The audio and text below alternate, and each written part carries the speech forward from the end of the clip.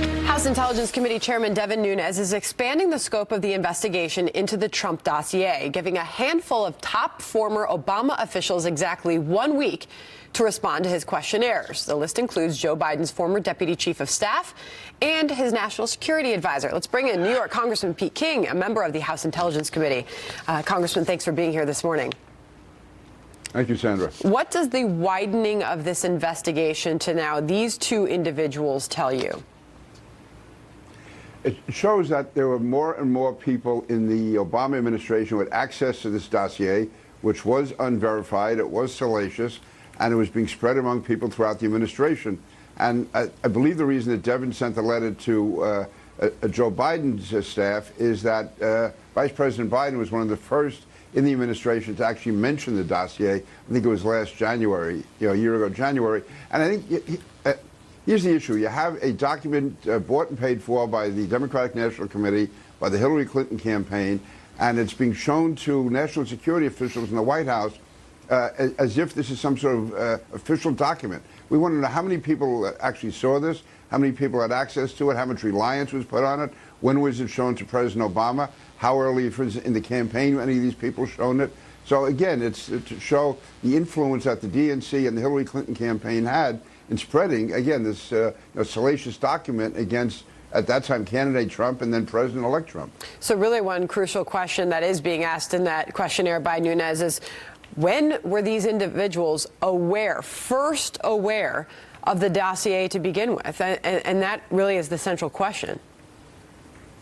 No, it really is. And again, was it used by people in the administration as a campaign document? Was it being leaked to the media? Why did certain people seem to have access?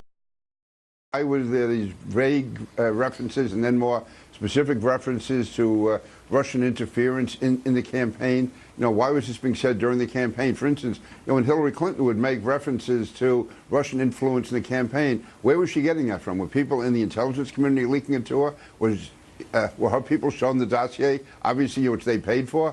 So again, was there this confluence of intelligence gathering, political campaigning, and what should have been an independent government operation? So, Congressman, what is so far the success of these questionnaires in actually getting these questions answered? I mean, this is two additional people of many that have already been sent these questionnaires by Nunes.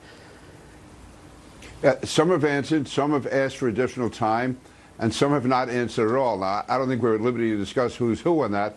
But I think the chairman and the committee will have to decide, are we going to subpoena, and I believe the answer will be yes, those who do not provide answers to the questionnaire, because these are very basic questions. For instance, I think the director of the FBI should answer whether or not he had access, and when he had access to the dossier, who he knows besides him had access to it. Also, General Clapper, head of the director of national intelligence.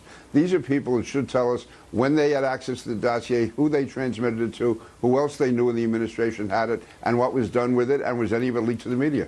So how helpful is this in advancing the investigation? I mean, this is just one aspect of many of this widening probe into the dossier, Congressman.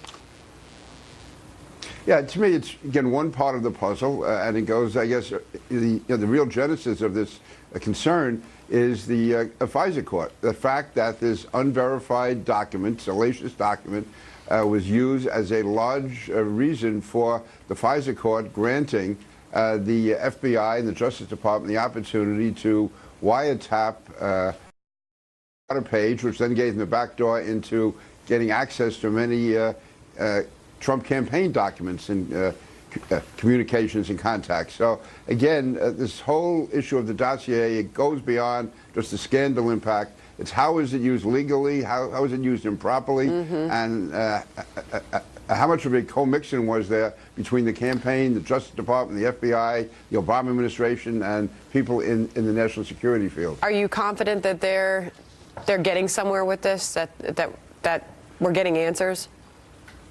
You're getting answers, but it's not easy, and there's not really been, again, whether it's Director Comey or General Clapper, we have not gotten much cooperation at all throughout this entire investigation.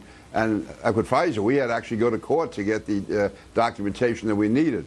And again, as the intelligence community, we have the oversight responsibility, and yet the Department of Justice and the FBI have been extremely uncooperative, and part of that is happening right now. But again, we'll do whatever we have to do, and we'll keep this going. And these deadlines are out there, these questionnaires.